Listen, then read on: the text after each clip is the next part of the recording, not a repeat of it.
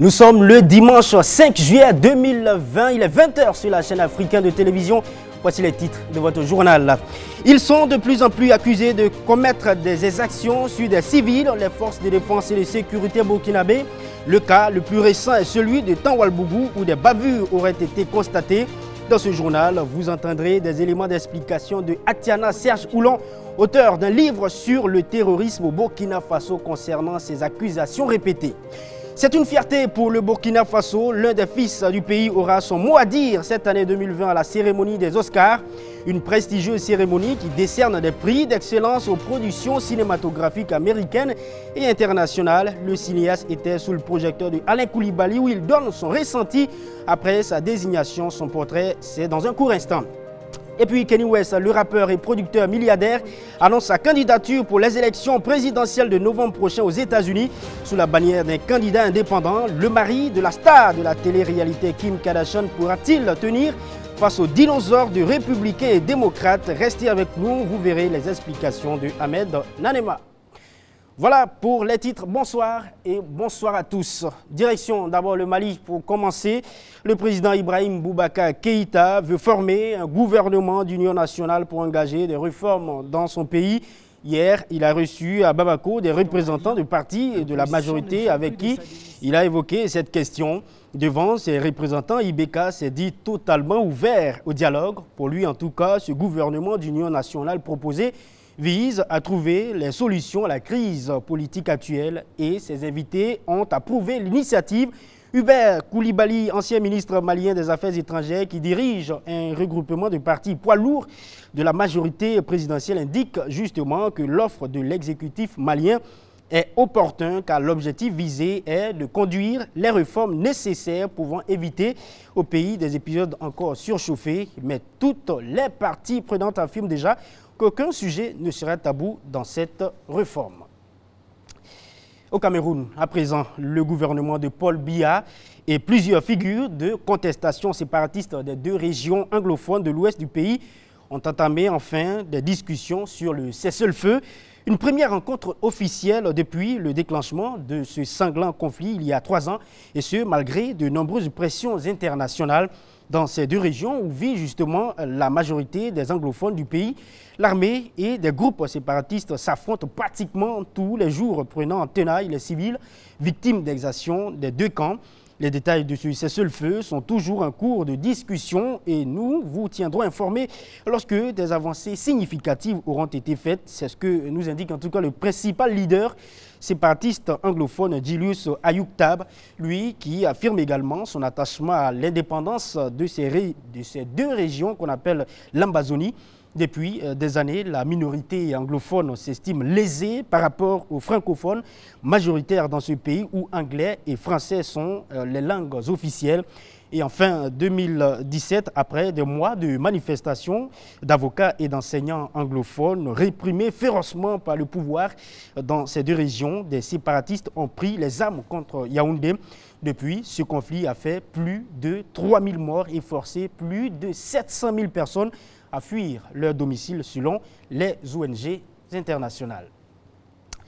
Et vous le savez certainement, le 22 novembre prochain, ce sont les élections présidentielles au Burkina Faso et les différents candidats s'affirment de plus en plus avec l'ambition, selon eux, en tout cas, de siéger à Kosiam et apporter un changement à la situation économique, sécuritaire, sociale des citoyens burkinabés. Pour le moment, il y a plus d'une dizaine de candidats en liste déjà déclarés. Alors ce soir, nous vous proposons les têtes d'affiche de ces prétendants à 4 mois donc des suffrages et c'est avec Ahmed Nanema.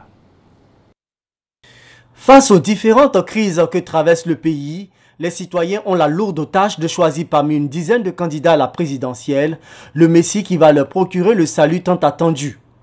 De ces prétendants à la magistrature suprême figurent d'un côté les vétérans de la politique. Ce sont entre autres le président sortant Roch-Marc Christian Kaboré, candidat du mouvement du peuple pour le progrès. Ce dernier entend briguer un second mandat afin de poursuivre et d'achever le programme qu'il a présenté au peuple au cours des campagnes présidentielles de 2015, dont le PNDS, le plan de développement économique et social. Le combat que nous menons, c'est un combat pour remettre l'administration sur les rails. Vient ensuite Zéphirin Diabré, le chef de file de l'opposition, candidat de l'UPC, le parti de l'Union pour le progrès et le changement. Arrivé deuxième avec 29,65% des suffrages exprimés face à Rochma Christian Kaboré lors de la présidentielle, il milite depuis 2010 pour l'alternance démocratique. Car hier, nous étions avec les uns sur les barricades de l'insurrection et aujourd'hui nous sommes avec les autres sur les barricades de la contestation républicaine. S'ensuit Ablassé Ouedraogo, candidat du parti Le Faso Autrement. Il a été de 1994 à février 1999 ministre des Affaires étrangères du Burkina Faso, puis conseiller spécial du président du Faso de février à novembre 1999. Cultiver la haine n'a jamais été productif.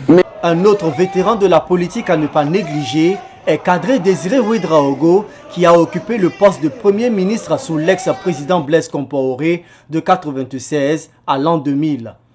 Soutenu par le parti Agir Ensemble, l'ancien vice-gouverneur de la BCEAO ambitionne bâtir un Burkina nouveau avec le concours de tous ceux qui épousent les mêmes idéaux que lui. Et nous sommes convaincus que nous aurons l'adhésion du peuple burkinabé pour le relever ensemble. À côté des hommes politiques expérimentés se trouvent les élèves qui ont appris de leur maître tout en suivant leurs traces. Il s'agit d'Edi Komboyego, ancien député à l'Assemblée nationale, désigné le 20 mai dernier pour représenter le CDP, le Congrès pour la démocratie et le progrès, parti de son mentor Blaise Compaoré. Tahirou Barry, sorti troisième avec 3,09% des suffrages exprimés au terme de la présidentielle précédente sous la bannière du parent, le parti de la Renaissance nationale de Laurent Gbagbo, représente aujourd'hui le candidat du MCR, le mouvement pour le changement et la renaissance. Par des politiciens qui ont Cette année électorale est celle également de déclarations de candidatures atypiques, comme celle de Yacouba Isaac Zida, ancien membre du régiment de sécurité présidentielle et Premier ministre sous la transition. Il est en exil au Canada depuis 2016. Le professeur Abdoulaye Soma, avocat et constitutionnaliste de son État, ne fait pas l'exception. Il représente le parti Soleil d'Avenir. En plus de lui, le journaliste Do Pascal Sessouma, qui prône le pacifisme à travers son parti Vision Burkina Parti pacifiste. Et Abdouna Sira Sanfo, qui veulent insuffler un air nouveau au pays. La liste des candidatures officiellement déclarées est pour l'instant marquée par l'absence de la junte féminine, contrairement à la présidentielle de 2015 qui a vu la participation de Feu Françoise Toé et Saran Séré Sérémé. Dans environ 5 mois, les Burkinabés iront aux urnes pour décider de leur destin. La présidentielle couplée aux législatives prévues pour se tenir le 22 novembre prochain au Burkina Faso s'annonce dans un contexte d'insécurité grandissante et d'attaques djihadistes récurrentes. Et nous poursuivons cette édition pour parler du chapeau de Saponé. Vous en avez entendu parler pas plus tard qu'hier. Nous l'évoquions donc dans nos éditions avec son label qui vient d'être donc dévoilé. C'est un patrimoine burkinabé. Mais savez-vous justement comment ce chapeau est-il fabriqué? Alors je peux vous dire que c'est toute une chaîne de production qui fait appel à un savoir-faire transmis de père à fils ou de mère à fille. À Saponé, la fabrication de ce chapeau n'a plus de secret pour la plupart des habitants. Témoignage de Judith Kimadi et Bassirou Sawadego. Cette œuvre artisanale n'est rien d'autre que le mythique chapeau de Saponé.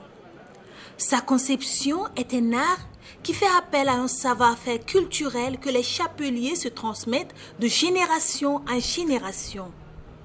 Pour reproduire le chapeau de Saponé, il faut passer par 3 étapes. D'abord, la disponibilité de la matière première qui est voilà, une paille qu'on appelle du raffia sudanica qu'on trouve au Ghana.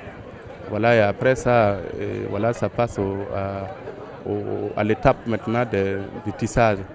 Après le tissage maintenant, il y a la décoration, la garniture. Plusieurs personnes interviennent dans la fabrication du chapeau de Saponé. En premier lieu, les femmes et les enfants qui tressent le chapeau pour lui donner sa forme. Les hommes qui, eux, s'occupent de la finition et de la décoration.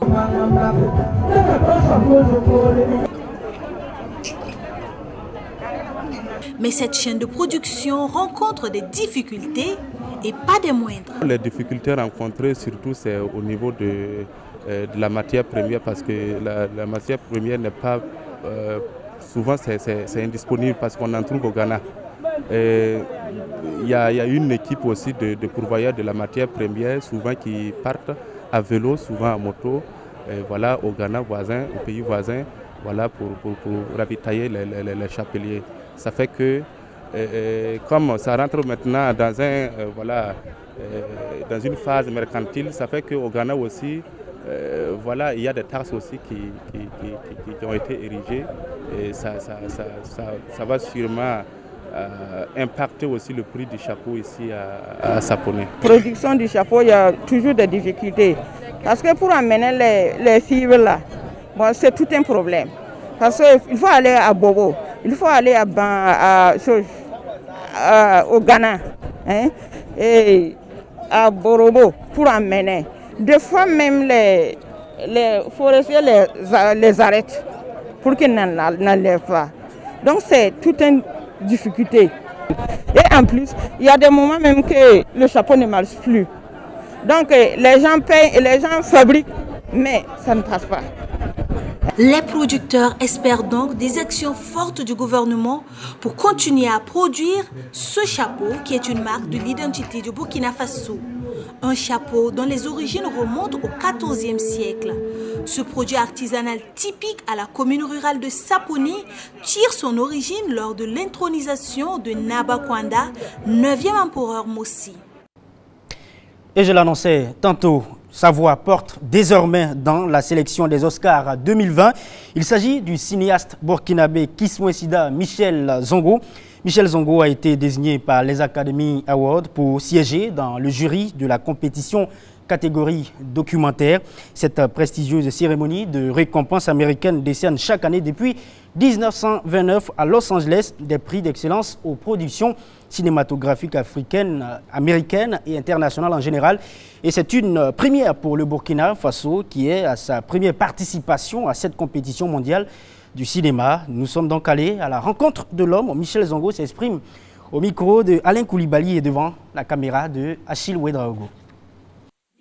Kissouen Sida Michel Zongo est le premier cinéaste burkinabé à faire son entrée dans la prestigieuse Académie des Oscars.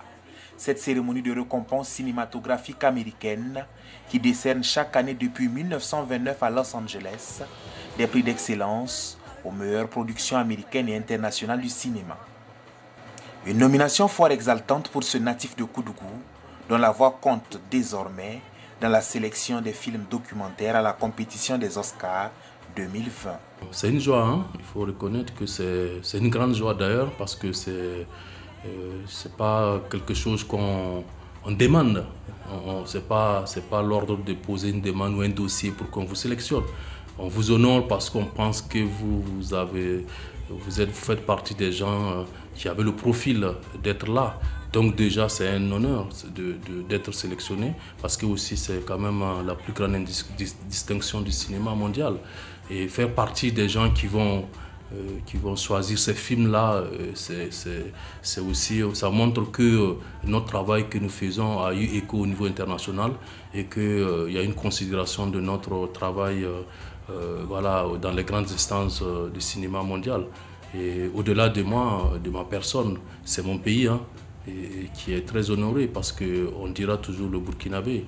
Et c'est le cinéma burkinabé qui se retrouve encore ici une fois de plus, en tout cas dans la sphère du cinéma mondial.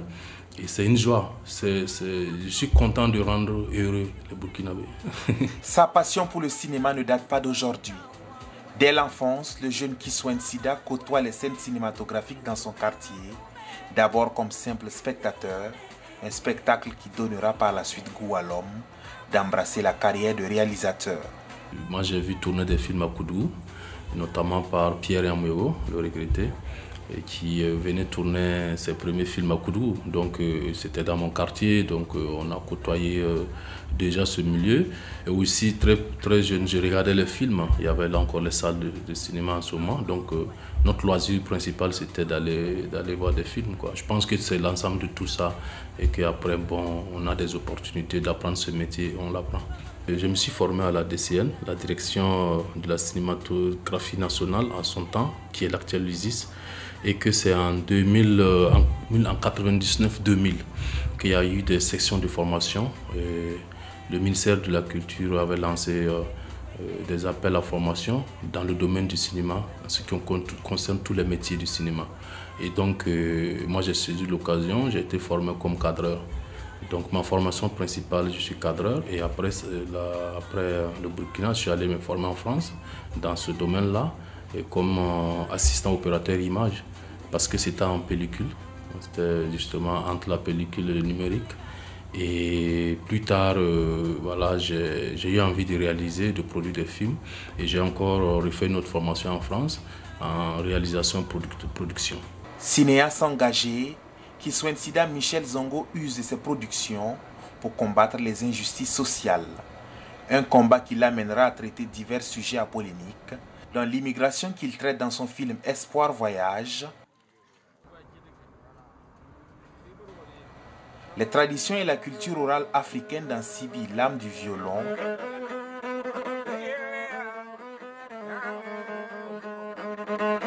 les vestiges et les conséquences néfastes de l'exploitation aurifère dans la ville de Kalsaka.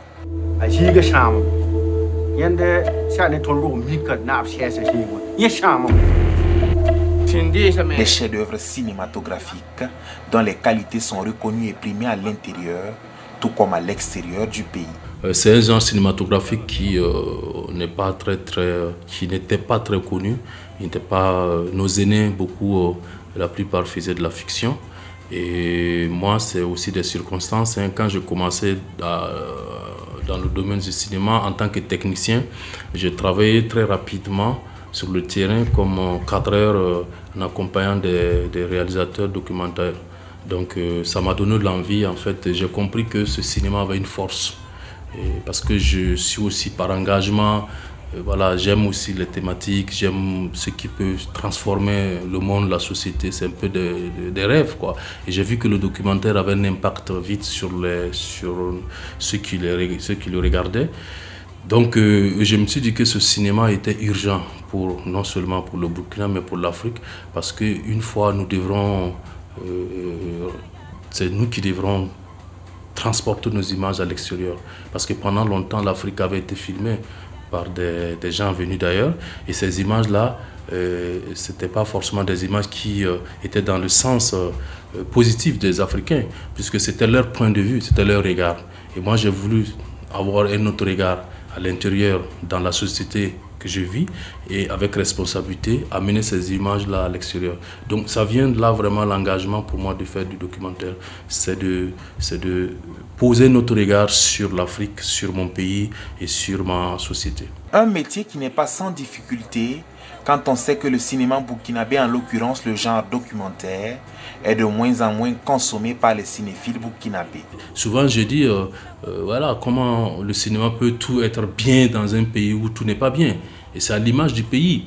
Nous travaillons aussi, nous évoluons avec les difficultés du pays, avec tout le monde qui a des difficultés, que ce soit beaucoup de gens. Mais c'est vrai que les domaines peuvent se distinguer moins durs que les autres, mais notre domaine est beaucoup plus fragile.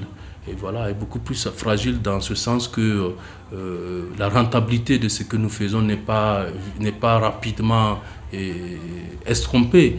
Voilà, on peut faire des films qui ne sont pas destinés, moi mes films par exemple, quand je ne sais pas destiné au commerce, c'est pas ce que je veux dire, mais la valeur marchande elle est difficile à déterminer. Et vous voyez, quand vous soulevez des problèmes pour attirer le regard d'un gouvernement sur une problématique, c'est ce qu'on peut rentabiliser. Déjà, si on interdit le film qui ne sort pas, vous voyez souvent, donc on se retrouve dans des situations complexes de notre métier, qui est entre la passion et la volonté de dire les choses et de faire voir les choses, et aussi la réalité de l'économie à vivre de ça. Mais bon, on trouve toujours des moyens pour trouver des moyens pour vivre et aussi faire nos films d'auteur du moins. Voilà. Donc il y a des difficultés dans le domaine du cinéma, bien sûr. Kiswen Sida Michel Zongo fait désormais partie des 9000 membres du jury de l'Académie des Oscars qui auront la lourde tâche de sélectionner les meilleures productions cinématographiques pour la 93e édition de la cérémonie des Oscars prévue en 2021. Un honneur à l'endroit du cinéma burkinabé, une reconnaissance à l'égard de ces talentueux cinéastes qui font de leur passion un art à part entière. Voilà, c'était donc le gros plan de ce soir consacré au cinéaste burkinabé Michel Zongo, désigné pour siéger dans le jury des Oscars 2020.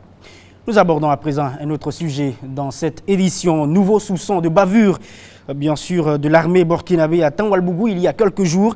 C'est à l'est du Burkina Faso. Ce n'est pas la première fois que les FDS sont accusés d'exactions sur les civils. Alors nous nous sommes posé la question de savoir pourquoi de telles suspicions sont devenues récurrentes à l'encontre des militaires burkinabés. Pour tenter de trouver des éléments de réponse, une de nos équipes est allée à la rencontre de Atiana Serge Oulon.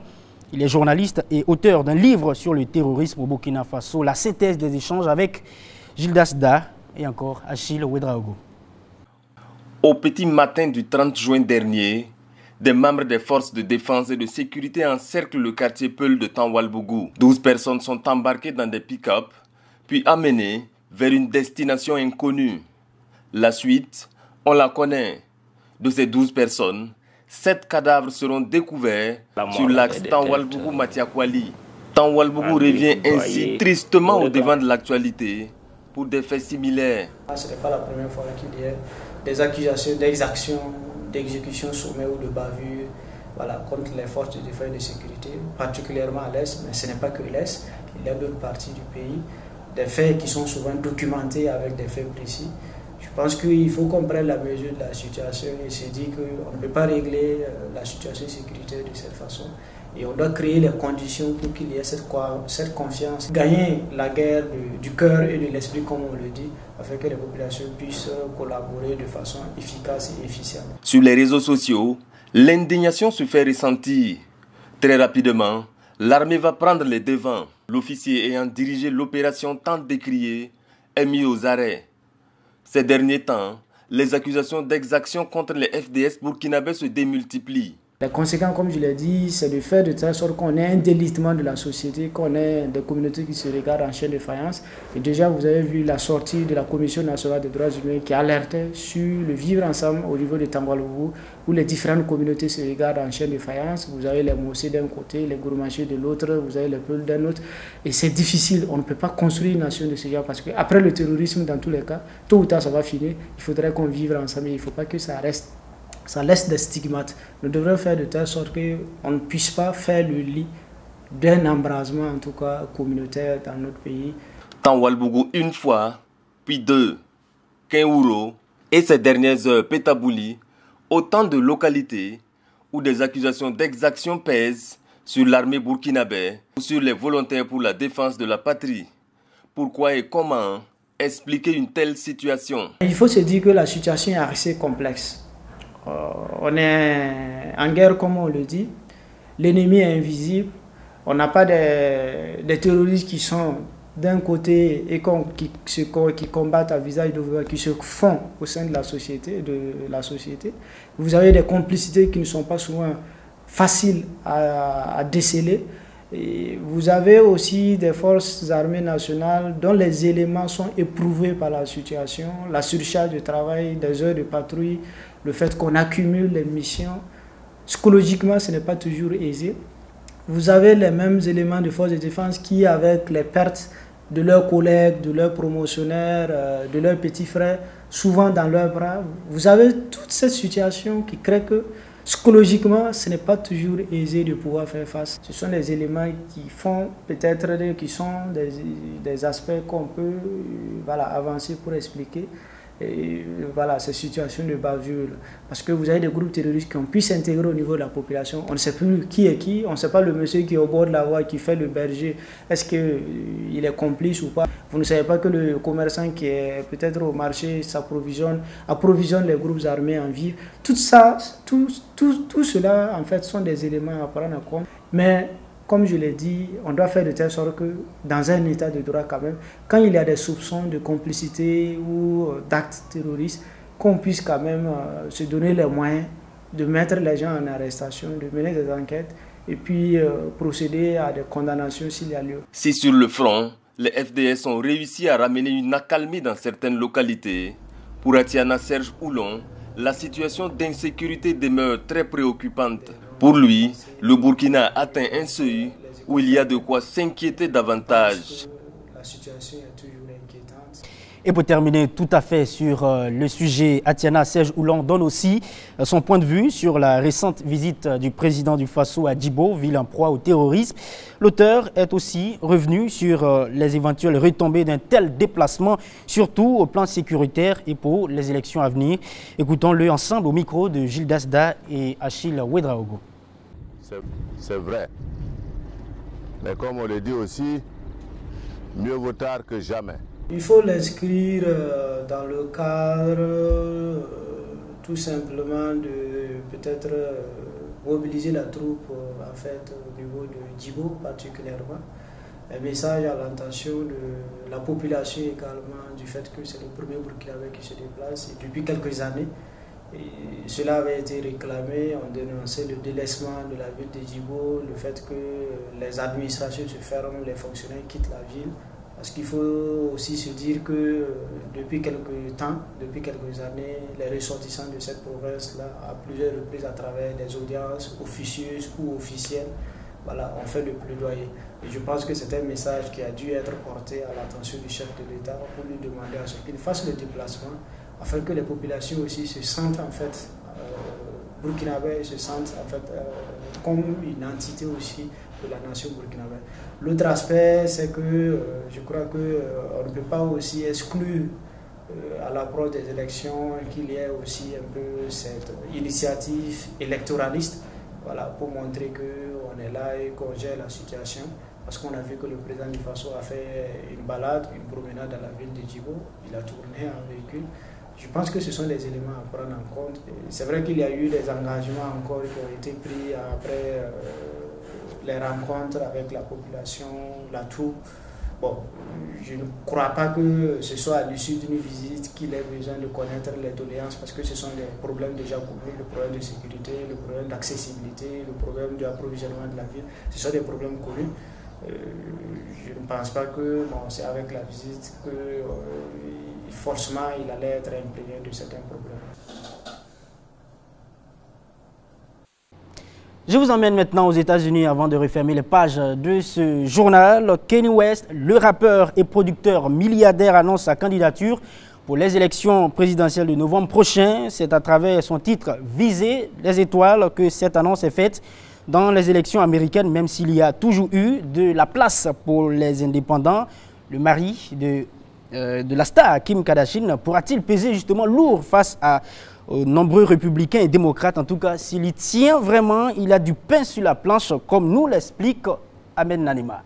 T'as pas de carte? T'es sérieux? Kanye West, le rappeur et producteur milliardaire américain, est candidat à la présidentielle des États-Unis. Depuis son compte Twitter, le mari de la star Kim Kardashian a annoncé hier sa volonté d'être le nouveau locataire de la Maison Blanche.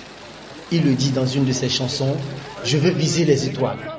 S'il y a toujours eu de la place pour les candidats indépendants ou les représentants de petits partis à côté des poids lourds républicains et démocrates, l'histoire américaine montre à quel point il est difficile aux candidats comme Kanye West de remporter le scrutin dans de telles conditions. George Washington, le premier président américain, a été le dernier indépendant élu à ce poste. Il était d'ailleurs opposé à l'existence des partis. Depuis, des indépendants ont été élus députés, sénateurs, gouverneurs, mais jamais plus présidents. Il faut des millions de parrainages pour s'inscrire dans chaque État. La campagne est financée sur fonds propres du candidat indépendant. En dépit des risques d'essuyer une défaite, face aux favoris à la présidentielle. Les indépendants les plus connus, Ralph Nader et Ross Perot, comptaient surtout tirer de cette expérience une notoriété utile à leurs affaires. Pour ce qui est des débats télévisés, seuls les indépendants recueillant plus de 15% des intentions de vote peuvent y participer. Ross Perot est le dernier à y parvenir en 1992. Il a obtenu 19% des suffrages à la présidentielle, mais aucune voix au collège électoral, vu que dans chaque État, c'est le gagnant qui rafle le plus souvent tous les grands électeurs. La dernière fois qu'un indépendant a réalisé cet exploit date de 1968. Fin juin, Kanye West a sorti un nouveau morceau à forte connotation biblique, Wash Us in the Blood, accompagné d'un clip reprenant des images des récentes manifestations antiracistes qui ont secoué les États-Unis. Voilà, madame, monsieur, l'édition de ce soir, c'est terminé. Merci à vous de l'avoir suivi, sans oublier la régie. Demain, une autre équipe, bien sûr, en compagnie de Oumou Konaté, sera ici même sur ce plateau pour vous donner d'autres actualités avec le même plaisir. Quant à moi, je vous retrouve très vite. Mais avant, n'oubliez surtout pas de prendre soin de vous et des autres. Passez une excellente soirée.